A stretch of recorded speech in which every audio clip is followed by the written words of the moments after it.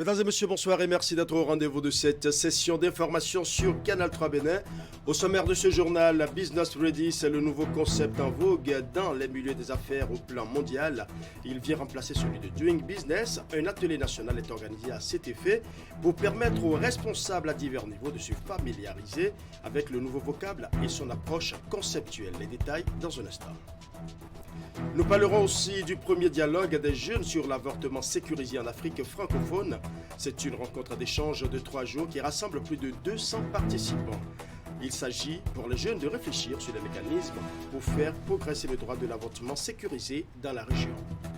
Nous ferons également un tour à la mairie de Cotonou qui a enregistré vendredi dernier une série d'activités au nombre desquelles la signature d'une convention entre le maire de la ville de Cotonou, Luc Satonji Atropo, et celui de Debouville, Hubert Zoutou, en France. Une convention qui va permettre la construction des infrastructures scolaires dans certains arrondissements de Cotonou. Voilà pour les titres, mesdames et messieurs. À nouveau, bonsoir. Nous ouvrons ce journal par une nouvelle qui vient de nous parvenir. Clément Kapochichi, président de la Commission béninoise des droits de l'homme, est révoqué de ses fonctions. Et justement pour en parler, nous recevons en plateau Franck Ezaïaounou, il est rédacteur en chef de Canal 3 Bénin. Bonsoir Franck. Bonsoir Ulrich. Qu'en est-il réellement? Est-ce une vérité ou une infox? C'est confirmé, le président de la Commission béninoise des droits de l'homme est révoqué de ses fonctions. C'est à l'issue d'une assemblée générale tenue dans l'après-midi de ce lundi. Et bien, comme vous le voyez sur les images qui passent actuellement, le président, donc Kapochichi Seyitondi Isidore Clément, selon les informations que nous avons recoupées sur le sujet, ses collègues commissaires ont posé l'acte conformément à l'article 11 de la loi numéro 2012-36 du 17 décembre 2012 portant création de la dite commission, un article qui définit les conditions dans lesquelles le mandat des membres de la commission prend fin. Ils ont également évoqué l'article 19 du règlement intérieur de la commission qui prévoit que les commissaires sont solidaires des décisions qui sont prises par la structure. Or, ces derniers mois, les agissements du président ne seraient pas trop orthodoxes selon les commissaires avec qui nous avons pu échanger longuement au téléphone. Oui, Franck Aounou, vous êtes rédacteur en chef de Canal 3 Bénin. Certainement que vous êtes rentré dans les coulisses pour mieux savoir ce qu'il en est. Que reproche-t-on exactement à Clément Kapochichi? Je rappelle qu'il est le président de la Commission béninoise des droits de l'homme.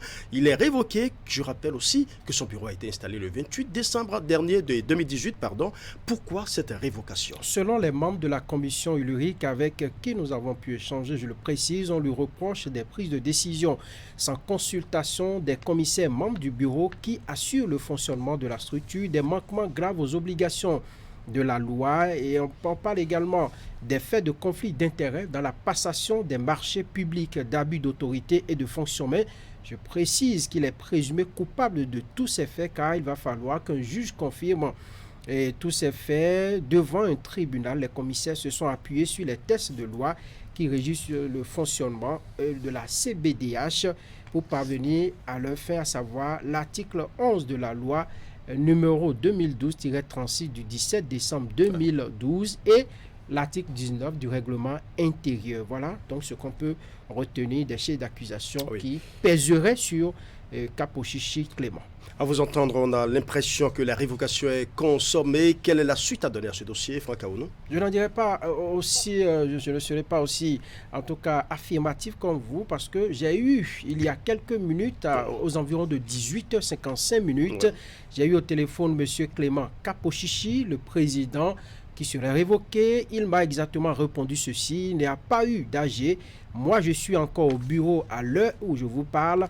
Je n'ai pas vu d'assemblée générale dont celui qui vous a apporté l'information n'a qu'à vous donner les preuves et tout, et vous pourrez faire votre travail. C'est-à-dire que c'est un dossier, Ulrich Gaba, qui nous réserve peut-être des rebondissements, un feuilleton à plusieurs épisodes, car là, nous avons 8 commissaires de la CBDH sur 10 qui affirment avoir révoqué conformément à la loi le président. Celui-ci dit n'avoir connaissance d'aucune assemblée générale qu'il aurait révoqué.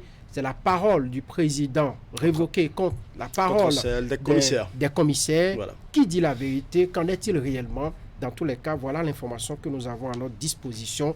Les jours à venir nous édifieront. Comme le disent les Anglais, wait and see.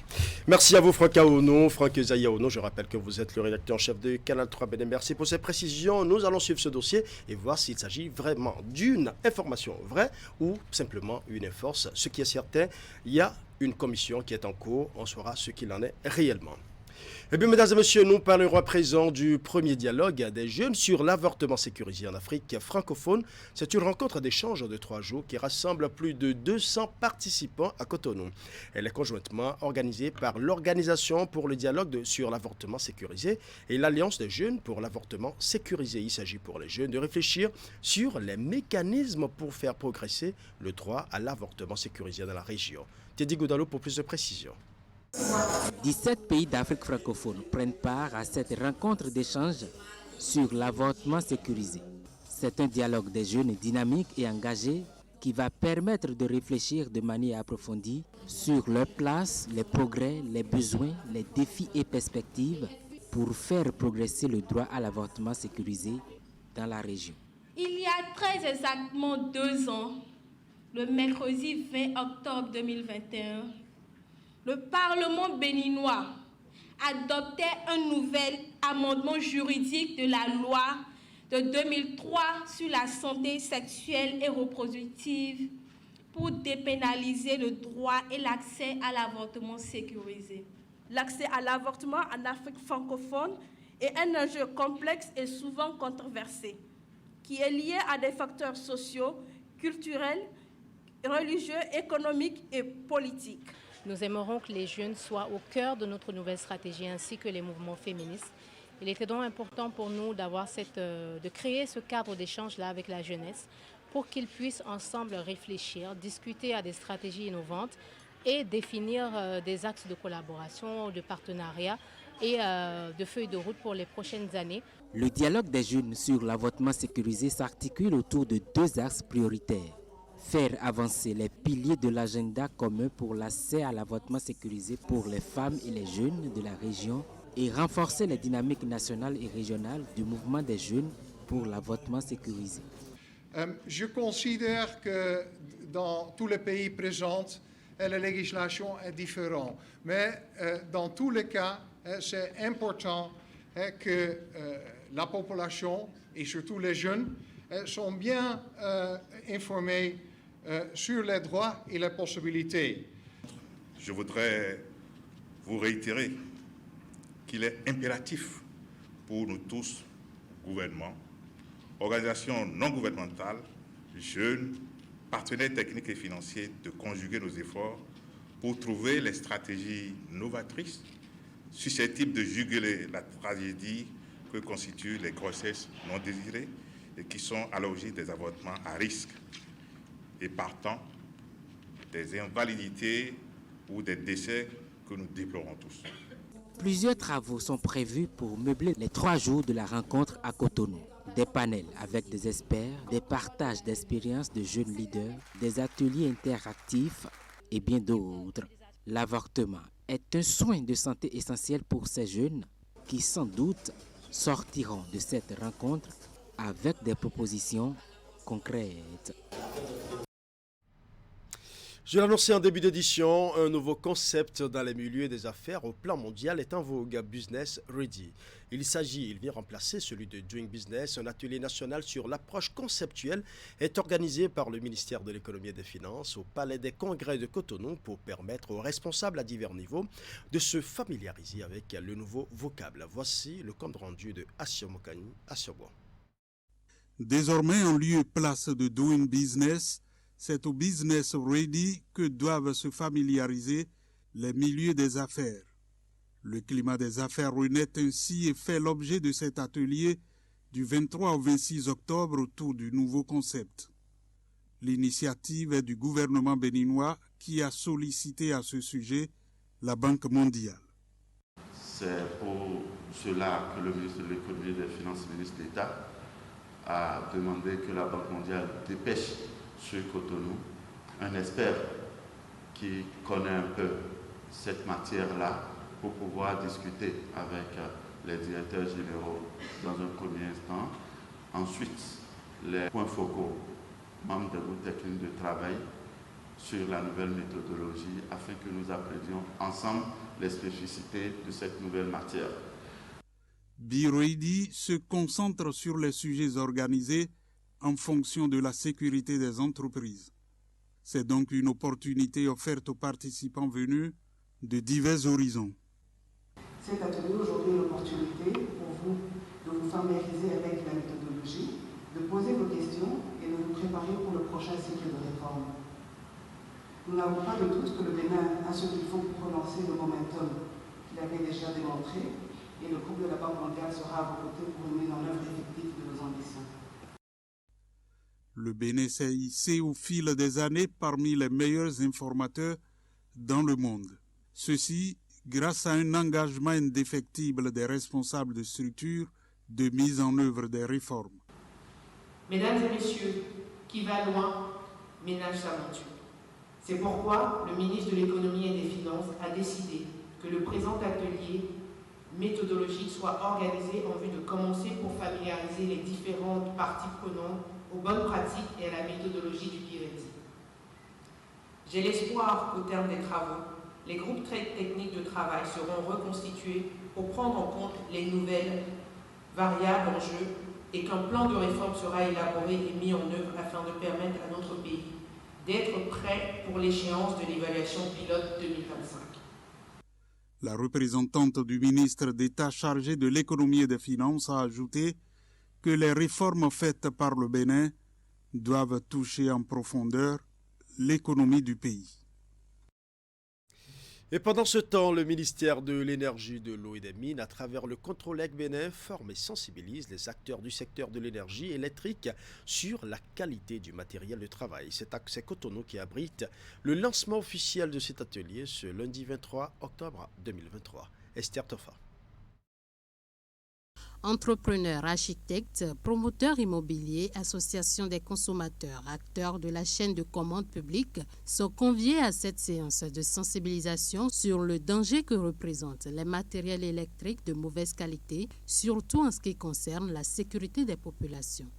C'est l'objet de cette série d'échanges, de séminaires, au cours duquel seront réunis tous les acteurs pour que, ensemble, nous nous informons, nous partageons nos expériences, nous nous sensibilisons pour que, en fait, très bientôt au Bénin, tout le monde soit conscient qu'il vaut mieux recourir à du matériel électrique authentique qui est capable, qui a la compétence nécessaire pour assurer sa fonction de sécurité des personnes et des biens. Cet atelier se tient grâce au projet de sécurisation électrique des bâtiments administratifs, PSEBA, piloté par l'Agence de contrôle des installations électriques intérieures sous la tutelle du ministère de l'Énergie, de l'Eau et des Mines.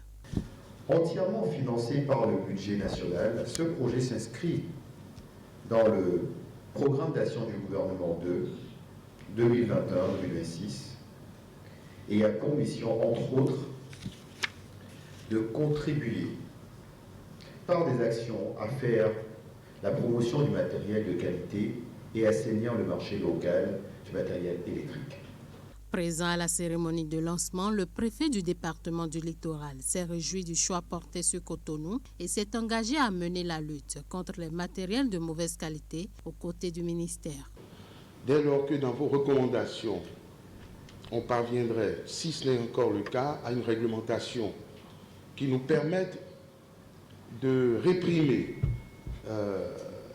ceux qui vendraient, mettraient à disposition des usagers du matériel défectueux, je crois que ce serait un aspect important de cette lutte que nous engageons par ces séances de sensibilisation et je vous promets que mes collègues et moi-même serions fermes dans cette chasse au matériel défectueux. Plusieurs communications ont meublé cette journée de formation à Cotonou. Porto Novo, Lokossa, Grand Popo et Alada accueillent également cette rencontre de sensibilisation les 25, 26 et 27 octobre prochains. Revue à mi-parcours du plan de travail annuel au ministère du cadre de vie et des transports pour le développement durable. Les cadres du ministère ont analysé vendredi dernier les prouesses budgétaires sur une période donnée. Les précisions en images et en son avec Esther Toffa.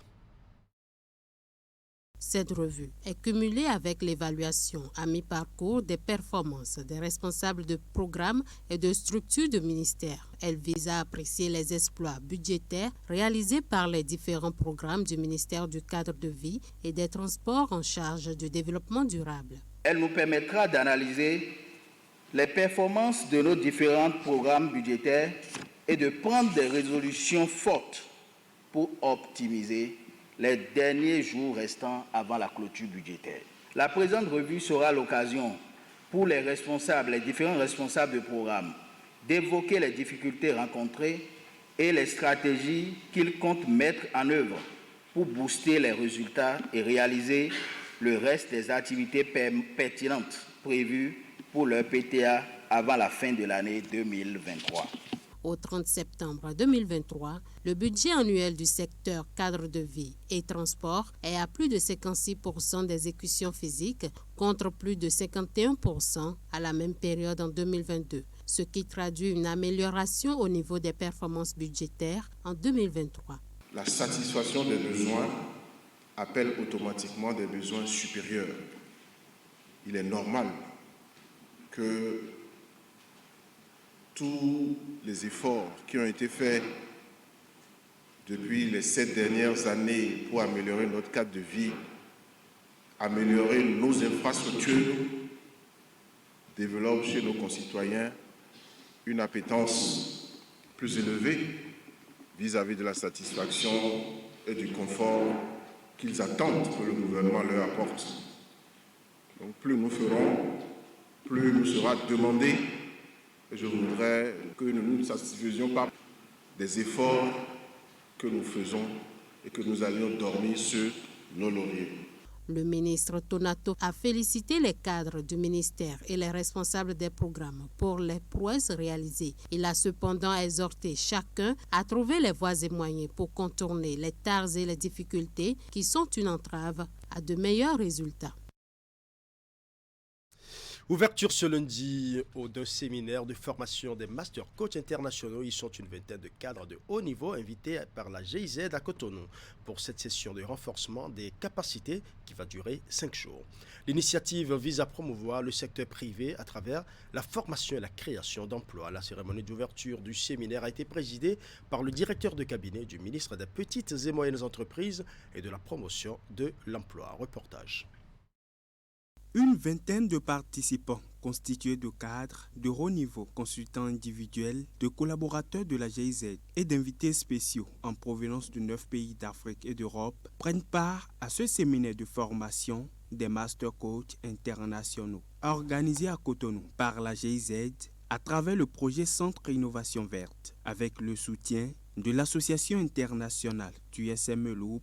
Cette session vise à permettre aux cadres ici présents de maîtriser les fondamentaux de l'approche SME Loop en vue d'être capables d'accompagner la mise en œuvre par les projets, programmes et partenaires publics et privés dans leurs pays respectifs.